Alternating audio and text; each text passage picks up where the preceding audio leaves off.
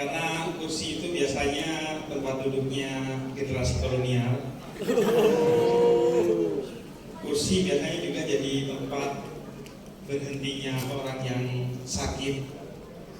Dan karena kursi juga menyebabkan orang bertengkar karena memperebutkannya.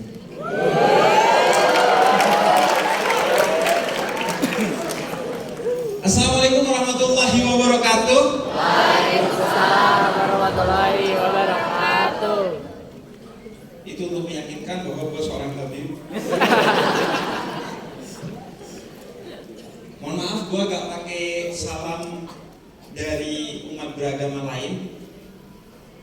Karena bagi gue, kambing tidak perlu berkokok untuk toleran kepada ayam. Dan ayam tidak perlu mengembek untuk menunjukkan toleransinya kepada kambing. Karena setiap salam, apapun salam itu, latar belakangnya agama apapun atau dari suku manapun, maka semua salam adalah simbol perdamaian. Gua akan menggunakan salam gua dan lu jawab sesuai dengan salam lu. Mau lo Kristen, Katolik, Buddha, Hindu, Konghucu, atau mungkin ada yang nyembah Pulosa di sini.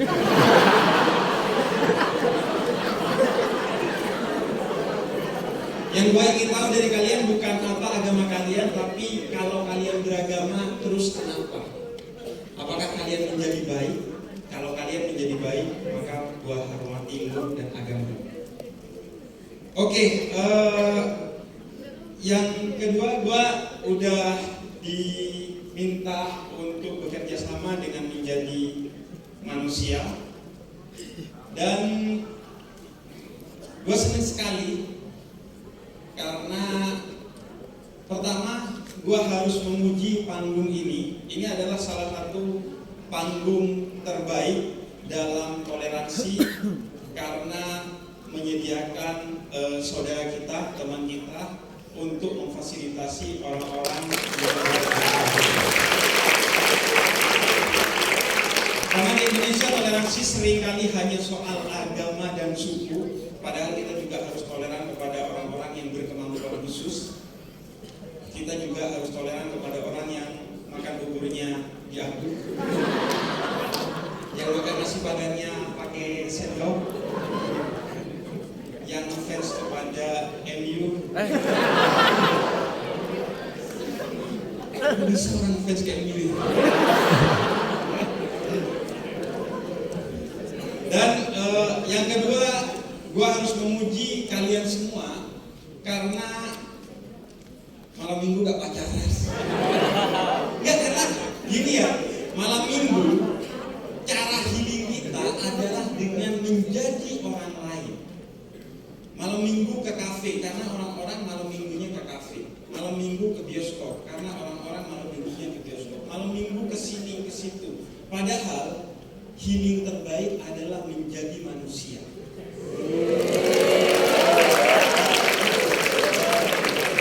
Dan stres terbesar adalah menjadi manusia lain.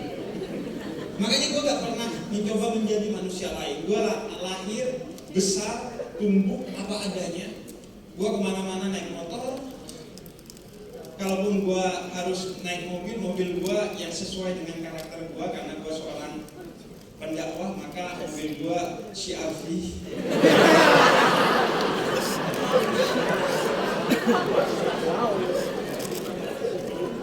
Dan sebenarnya gue dan menjadi manusia kemarin udah meeting untuk membuat slide yang tampak di depan. Tapi gue kira gue gak akan berpatok kepada PowerPoint ini. Ini hanya karena permintaan teman-teman dari menjadi manusia, katanya begitu sebaiknya. Tapi menurut gue, kenapa gue gak berpatok kepada PowerPoint? Karena biasanya yang pakai PowerPoint itu yang omongannya gak punya power dan gak punya poin.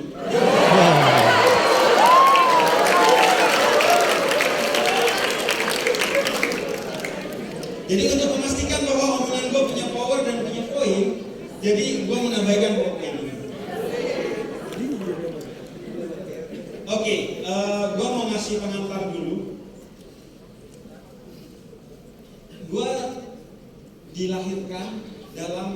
satu komunitas yang homogen di salah satu kampung Arab di Jawa Timur, nama daerahnya Bondowoso. Di sana ada 500 kakak yang semuanya Habib. Jadi satu kampung itu Habib semua. Makanya gue merasakan powerfulnya seorang Habib, dan gue bersyukur atas kehabiban itu karena di sini. Kalau di kampung gue bilang gue Habib, gue juga. Jadi gak ada privilege sebagai seorang Habib di kampung gue. Dan kampung Arab itu sebagaimana pecinan, kampungnya orang-orang Cina, itu dibuat oleh Belanda untuk meminimalisir pengaruh orang Indonesia keturunan dalam membangun semangat kemerdekaan bagi Indonesia. Dan agar lebih mudah dikontrol, mereka dikumpulkan di satu kampung. Maka kulturnya eksklusif biasanya. Tapi ayah gua mendidik gua, membesarkan gua sebagai pribadi yang inklusif, pribadi yang toleran. Dan itulah yang menjadi modal bagi gua untuk menjadi pribadi yang toleran dan orang yang selalu membawa toleransi kemana-mana. Karena kata Karen Armstrong, Habib mana yang ngutip Karen Armstrong? Karena kata Karen Armstrong, lebih dari 50% nilai-nilai primordial lo dalam beragama, dalam bersuku, dalam apapun itu dibentuk ketika lo kecil. Hanya sekitar 20-30% saja keyakinan agama dan nilai-nilai primordial lainnya, termasuk percaya setan, itu yang bisa diperbaiki, bisa diubah dan bisa ditumbuhkan ketika lo tua. Jadi semuanya itu dibentuk utamanya di masa anak-anak. Karena itu siaplah untuk memiliki anak, dan kalau belum siap jangan dipaksakan untuk punya anak. Serius, karena anak-anak itu adalah titipan. Dia milik Tuhan yang bukan milik kita. Sehingga hanya orang-orang bodoh yang berinvestasi melalui anaknya. Hanya orang-orang bodoh yang berekspektasi melalui anaknya. Karena dia gagal jadi tentara, anaknya dipaksa jadi tentara. Kayaknya dia punya masalah dengan orang tuanya. Jadi gue dididik menjadi pribadi yang toleran. Dan ayah gue pertama kali membawa anaknya untuk mengucapkan selamat Natal ke pendeta di gereja di kampung gue. Jadi gue dibawa ke lingkungan gereja, kemudian diajak, sebenarnya lebih diperlihatkan mengucapkan selamat Natal sebagai bentuk toleransi. Padahal lingkungan gue mendidik gue untuk ngelemparin gereja. Serius. Gue itu dulu ketika kecil kerjaannya matiin listriknya orang Cina, sama ngelemparin gereja Pantekosta. Karena gereja Pantekosta itu di kampung gua bentuknya itu meninggi dengan seng, jadi kalau dilempar dari atas bunyinya bagus. Dan dari sana gua tahu kenapa tidak ada gereja di pom bensin. Karena memang gereja dan sumber api harus agak jauh. Dan akhirnya gua menjadi pribadi yang toleran. Seandainya ayat gua tidak mendidik gua menjadi pribadi yang toleran ketika gua kecil, mungkin gua tidak akan mampu menjadi orang setoleran ini. Karena itu gua merasa beruntung dilahirkan dari ayah dan ibu serta lingkungan keluarga yang toleran. Karena itu gua bikin konten-konten toleransi, dan khususnya menyasar anak muda, bahkan anak-anak. Gue bikin karikatur, gue bikin komik, gue bikin animasi.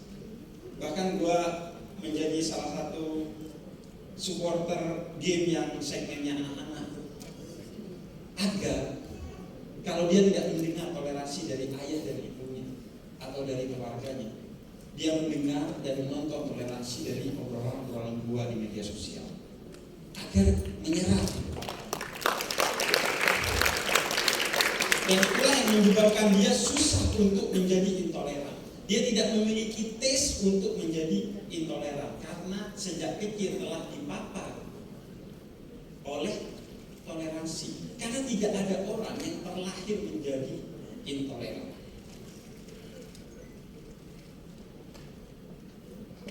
Namun di Indonesia, meskipun mayoritas kita adalah orang-orang yang toleran, namun toleransi seringkali menjadi barang mewah. Hanya sekitar 23% menurut riset dari berbagai lembaga riset yang dilaporkan oleh Kementerian Agama Republik Indonesia, orang-orang Indonesia yang menciptakan konten-konten toleransi di media sosial. Lebih dari 60% konten-konten di media sosial itu tidak bernilai toleransi. Gue gak bilang intoleran, tapi tidak bernilai toleransi. Sehingga toleransi itu sering menjadi barang mewah di kita. Toleransi itu seolah-olah hanya ada di kota. Toleransi seolah-olah obrolannya orang-orang di kafe yang kemudian bawahnya itu bukan tanah atau lantai tapi kerikil kecil-kecil. Jadi seolah-olah toleransi itu menjadi barang yang mewah. Kenapa? Karena kita menjadi silent majority. Karena kita tidak mau menjadi pribadi yang toleran, yang di antara nilai toleransi yang mendasar itu adalah mengorbankan diri lu untuk kebaikan orang lain. Karena kata Nabi Muhammad, khairun nas anfa'uhum linnas, sebaik-baiknya manusia yang mau mengorbankan dirinya tanpa menghilangkan dirinya, bukan memberikan dirinya, tapi mengorbankan dirinya untuk kebaikan bersama. Dan kita memilih hidup aman meskipun suasana tidak aman. Kita merasa memilih hidup untuk gak penting kita ngurusin toleransi. Yang penting hidup kita enjoy aja. Sehingga kita menjadi silent majority. Kita dibuat takut. Padahal output utama dan tujuan utama dari gerakan intoleransi itu adalah ketakutan. Lu dibuat takut. Kalaupun ada yang bergerak di bidang toleransi, seringkali gak kreatif. Ngomongin toleransi kepada audiens yang sudah toleran, pakai PowerPoint, ngomongnya standar-standar, akhirnya gak disukai sama anak muda. Salah satu konten toleransi gua ngobrol dengan orang-orang yang berbeda sebebas-bebasnya. Paling gua cuma kasih pistol di sini. Enggak, gua bebasin. Gua punya konten di noise, berbeda tapi bersama. Gue punya konten login.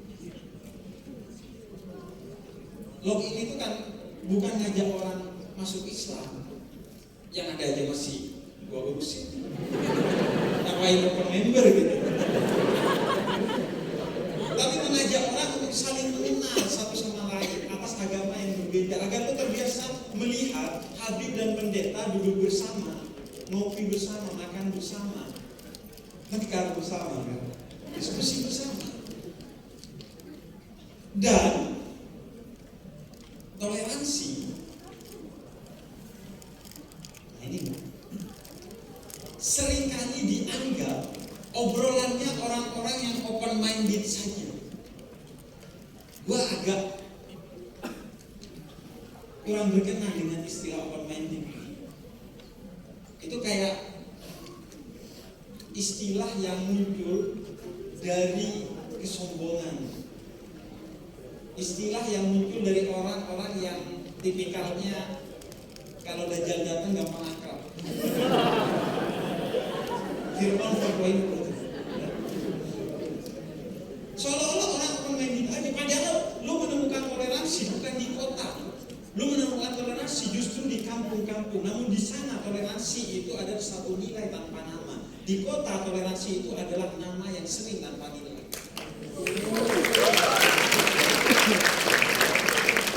Gue ngobrol dengan Priska Barusebu, seorang yang datang dari ujung timur Indonesia. Dia gak ngerti toleransi, tapi hidupnya penuh dengan toleransi. Bahkan dia gak tahu, oh itu toleran ya. Bersikap baik kepada orang yang berbeda agama itu toleran ya. Berkolaborasi tanpa menggadaikan nilai-nilai agama kita dengan orang-orang yang berbeda agama, itu toleransi ya. Dia baru tahu ketika di kota. Bahkan jangankan yang tidak open minded, orang yang belum berpikir sekalipun sebenarnya ia adalah pribadi yang toleran. Karena lu diciptakan oleh Tuhan untuk menjadi pribadi yang toleran. Tuhan menciptakan toleransi, tapi manusia yang tidak bertanggung jawab kemudian mengajarkan intoleransi. Jangankan yang open minded, yang masih bayi sekalipun,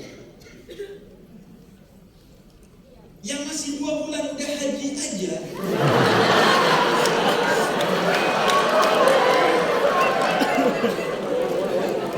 itu toleran.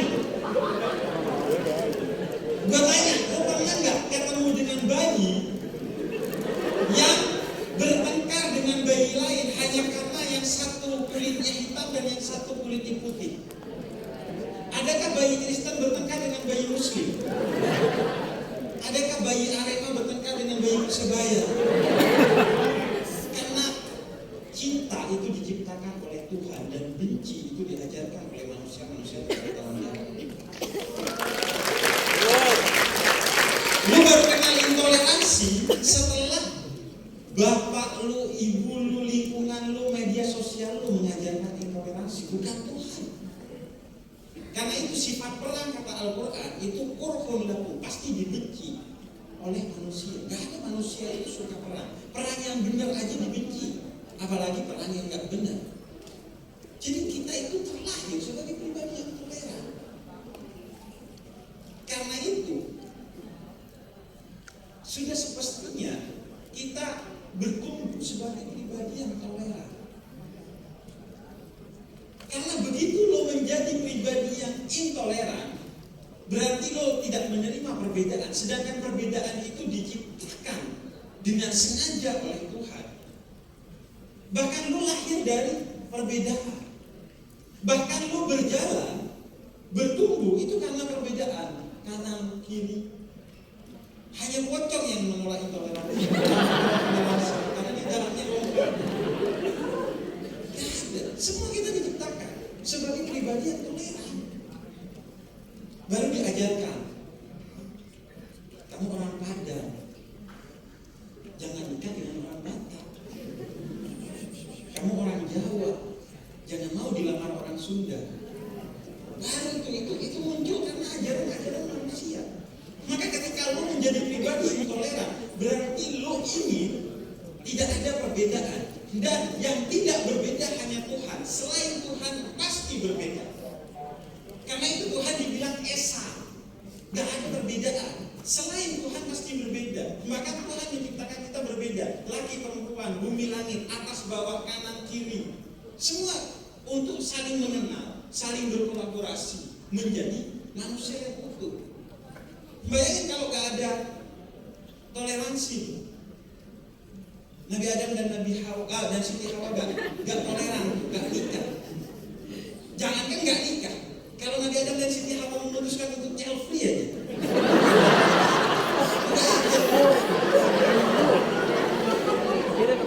Karena itu keputusan tentang hidup kadang bukan hanya tentang diri lu, tapi tentang orang lain. Itulah toleransi. Gue gak pengen punya anak padahal gak memiliki masalah apa-apa, itu intoleransi. Kecuali ada masalah, masalah mental, masalah reproduksi dan lain sebagainya. Maka toleransi itu bukan kejumutan, bukan kemunafikan. Toleransi juga bukan pengabaian terhadap nilai-nilai primordial lo. Bukan karena kalau lo toleran berarti lo kurang Islam. Kalau lo toleran lo berarti kurang Kristen. Kalau lo toleran berarti lo kurang Katolik dan lain sebagainya. Gue gak menyebut non-Muslim karena setiap agama itu berharga. Biasakan untuk menyebut mereka sesuai dengan agamanya. Karena agama di Indonesia bukan hanya Islam dan non-Islam. Agama di Indonesia ada Islam, ada Kristen, ada Hindu, ada Buddha, ada Katolik, ada Konghucu dan lain sebagainya. Kecuali kalau lo gak tahu nih ini agamanya apa. Kan di Indonesia itu agak aneh, gak boleh agak canggung menanyakan agama. Emang kenapa? Iya karena kalau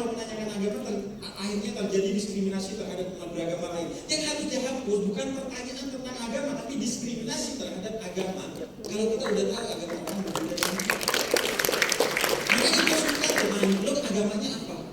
Gue tanya aja, emang kenapa? Emang itu aib? Kenapa gak boleh nanya agama? Maka toleransi adalah memberikan apa yang menjadi hak lo kepada orang lain agar memberi kemaslahatan atau kemanfaatan yang lebih luas tanpa mengkhianati kewajiban yang lo harus lakukan. Kewajiban tetap dilakukan, hak itu milik kita, maka itu yang diberikan kepada orang lain. Itu yang disebut dengan toleransi. Lu berhak kan mengucapkan selamat Natal, tapi karena gua toleran dan gua meyakini mengucapkan selamat Natal bukan sesuatu yang haram, maka gua mengucapkan. Itu toleransi. Hak lu untuk kamu ucapin, kenapa kamu gak ucapin? Mulut-mulut gua. Tapi toleransi memberikan hak lu kepada orang lain demi kemanfaatan yang lebih besar tanpa menciderai nilai-nilai wajib yang lu yakini sebagai entah itu umat beragama, orang suku ABC dan lain sebagainya. Bahkan toleransi itu dibutuhkan dalam peperangan. Perdamaian itu tidak hanya didapatkan dari diplomasi, tapi toleransi. Kalau diplomasi dilakukan tanpa toleransi, maka itu hanya basa-basi.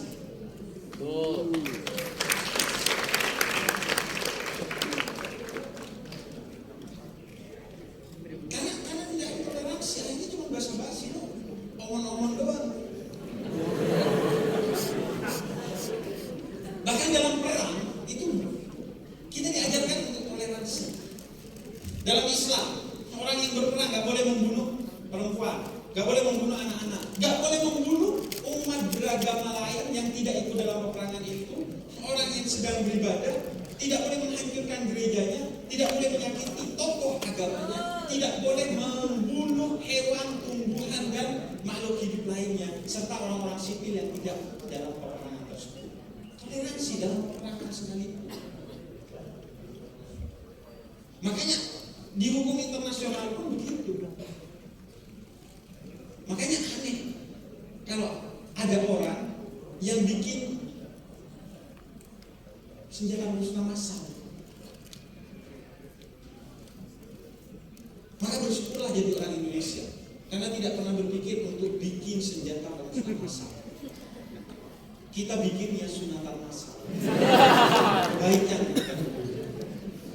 Maka kita sekarang dipertontonkan dengan peperangan sekalipun itu yang tidak bernilai. Anak-anak dibunuh, perempuan dibunuh, media dibunuh. Ketika lo berbicara tentang kebenaran dari peperangan yang sedang terjadi sekarang, lo kena shadow ban. Itu bukan peperangan, itu kehancuran, itu kebiadaban. Maka kita butuh toleransi bahkan dalam suasana yang sangat tidak toleran. Dalam perang sekalipun kita harus menghormati umat beragama lain. Bahkan orang yang ikut berperang kemudian lari dari peperangan itu dalam Islam tidak boleh dikejar. Sehingga toleransi itu DNA kita. Kita diciptakan sebagai pribadi yang toleran. Kemudian inilah PowerPoint. Gue akan masuk ke tema sekaligus penutup dari gue, bahwa karena gini, sebelum gue naik tadi gue kasih tahu ini waktunya 20 menit. Mungkin panitianya gak suka Islam.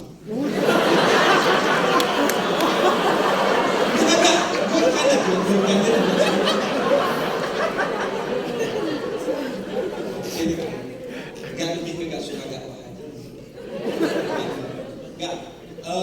Gini, bilang panitianya langsung shock.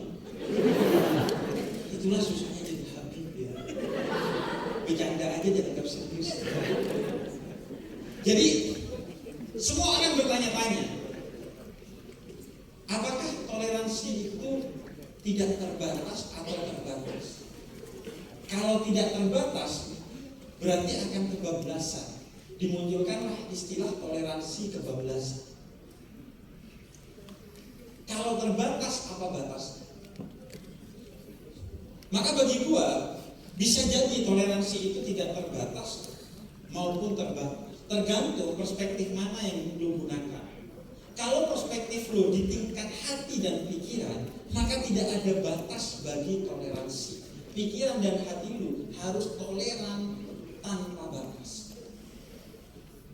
Tapi di tingkat hukum dan sikap serta perkataan, maka toleransi itu ada batasnya. Batasnya adalah nilai-nilai primordial hukum yang lu pegang. Kalau lu meyakini mengucapkan selamat Natal adalah haram, maka bukan simbol toleransi kalau lu menerobos kewajiban lu untuk tidak mengucapkan selamat Natal kepada orang yang sedang merayakan Natal. Kecuali lu menganggap kewajiban lu tidak mengharamkan mengucapkan selamat Natal, ucapkan sebagai simbol toleransi. Tapi kalau bagi lo haram, gak usah diucapkan, karena batasannya pada hukum. Tapi meskipun lo tidak mengucapkan selamat Natal, jangan pernah hapuskan toleransi di pikiran dan di hati. Saya tidak mengucapkan selamat Natal bukan karena intoleran, tapi karena saya berpegang teguh kepada nilai primordial agama yang saya pegang, dan saya menggunakan cara-cara lain untuk menunjukkan toleransi saya. Misalnya, lo berbagi makanan, berbagi hadiah kepada orang yang sedang merayakan Natal. Itu bentuk toleransi lain bagi orang yang tidak mau mengucapkan selamat Natal karena haram. Jadi,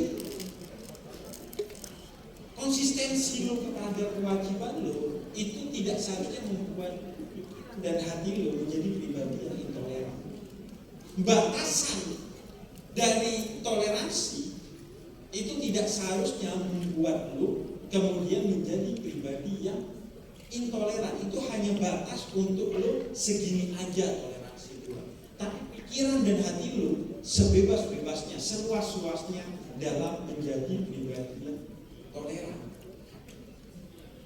Jangan karena kemudian lu gak mengucapkan selamat Natal kemudian lu menjadi intoleran.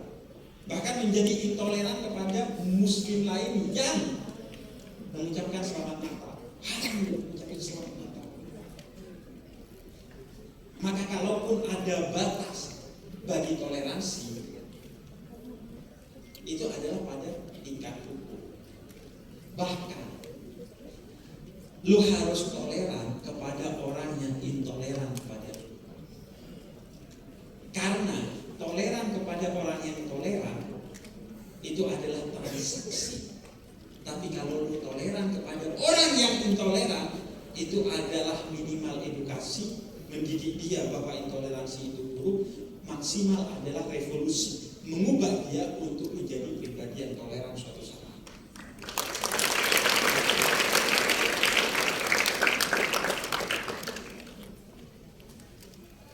Dan karena pikiran dan omongan gue lebih cepat dari PowerPoint yang gue siapin, memang seharusnya begitu ya. Seharusnya lo itu menjadi orang yang lebih dari teknologi yang ada saat ini. Jangan mau diperbudak oleh teknologi. Karena sekarang banyak orang yang teralienasi sebagai manusia karena teknologi. Jelas-jelas media sosial malah jadi media ansosial. Lu bertengkar karena media sosial. Lu gak ngomong karena sibuk dengan HP lu masing-masing. Bahkan gue pernah menemukan sekelompok orang di satu tribun ketika nonton GP itu masih videoin GP-nya sambil dia melihat ke HP-nya. Maksud gue kenapa gak nonton di YouTube aja sekalian? Lu kan bayar tiket buat nonton langsung, kenapa lu malah gitu? Dan pada akhirnya gue akan masuk dalam konteks Islam bahwa Islam selalu membuka ruang bagi toleransi. Siapa yang bukan saudaramu dalam agama, dia adalah saudaramu dalam kemanusiaan. Nabi berdiri untuk berkhutbah di dalam masjidnya. Perkataan Nabi itu adalah perkataan yang agung dalam Islam. Tapi Nabi memilih berhenti dari perkataannya, turun dari mimbarnya yang mulia, keluar dari masjidnya yang agung, berdiri menundukkan kepala sambil berkhidmat kepada seorang jenazah yang lewat di depannya. Kemudian sahabatnya mengatakan, Nabi, sesungguhnya itu jenazah Yahudi, bukan seorang muslim. Kata Nabi, bukankah dia manusia? Maka siapa yang bukan saudaramu dalam agama? Dia adalah saudaramu dalam kemanusiaan. Kita tidak pernah punya masalah dengan orang baik yang beragama apapun. Kita tidak pernah punya masalah dengan orang Kristen. Kita tidak pernah punya masalah dengan orang Yahudi. Jangankan orang Yahudi yang hidup, orang Yahudi yang mati saja dihormati oleh Nabi Muhammad. Jangankan orang Yahudi yang banyak, orang Yahudi yang sedikit, satu orang Yahudi saja dihormati oleh Nabi Muhammad. Kita tidak pernah punya masalah dengan orang yang berbeda dengan kita. Dan siapa yang bukan saudaramu sebagai sesama manusia, maka dia adalah saudaramu sebagai sesama makhluk Tuhan. Karena itu, kisah para ulama terdahulu dalam Islam. Pernah seorang ulama pergi dari satu perjalanan 1000 kilo naik ontanya, kemudian ketika dia sampai, dia lihat ada semut yang keikut di ranselnya. Dia balik lagi 1000 km untuk mengembalikan semut itu ke habitatnya, biar semut itu ke introvert. Dan lo tiba-tiba di tol ada nyamuk di dalam mobil lo. Terus si pribadi bejat yang tidak toleran buka kacanya, kemudian didorong semut itu biar keluar di tol. Satu, lo gak mengikuti ulama-ulama terdahulu. Dua, lo membuat nyamuk itu terpisah dari habitatnya. Dan yang ketiga yang paling parah, nyamuk itu gimana keluarnya karena dia gak punya metode.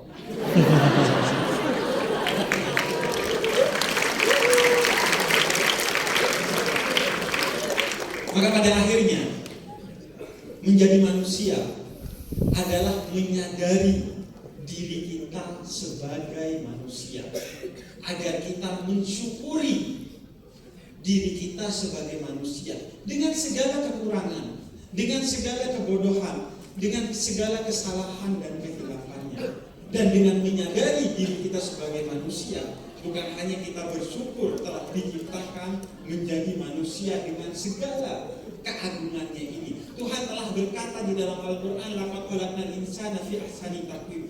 Lo itu kata Quran keren.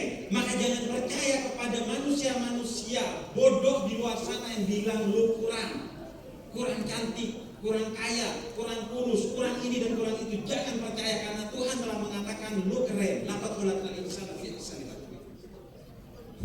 Dan selain bersyukur menjadi manusia adalah dengan menyadari bahwa di luar sana juga ada manusia lain dan makhluk lain yang karena lo tahu bahwa manusia bernama lo itu kadang kurang, kadang salah, dan kadang hilaf, maka lo akan toleran kepada orang-orang lain yang mungkin salah, hilaf, dan kurang kepada lo, sehingga lo akan memanusiakan manusia lain sebagaimana lo memanusiakan diri lo sendiri. Bahkan lo memanusiakan makhluk lain. Yang tolok ukur utamanya adalah lo tidak akan melakukan sesuatu kepada manusia lain ataupun makhluk lain yang lo gak mau manusia lain dan makhluk lain itu melakukan hal yang serupa kepada diri lo. Maka pada akhirnya teriakan kita itu selama ini salah. Bukan awas ada harimau. Tidak, yang seharusnya berteriak begitu adalah harimau-harimau itu. Dia seharusnya berteriak, awas ada manusia, karena bukan dia yang mencuri tempat kita, bukan harimau yang masuk ke pemukiman Indonesia, tapi manusia-manusia bejat yang menghancurkan habitatnya harimau, yang menebang hutan yang ada di berbagai wilayah atas nama tambang, atas nama perumahan, atas nama ini dan itu. Dan akhirnya lu tahu, Nabi Adam diturunkan dari surga karena sekedar memetik satu buah namanya holdi. Maka kalau lu berharap masuk surga sedangkan lu menebang pohon secara ilegal dan tidak bertanggung jawab, maka gua katakan hari ini itu adalah mimpi di siang bolong. Karena Nabi Adam aja keluar dari surga lantaran memiliki satu pohon, satu buah, apalagi lu mau masuk surga dengan tetap menebar pohon secara tidak bertanggung jawab. Terima kasih. Gua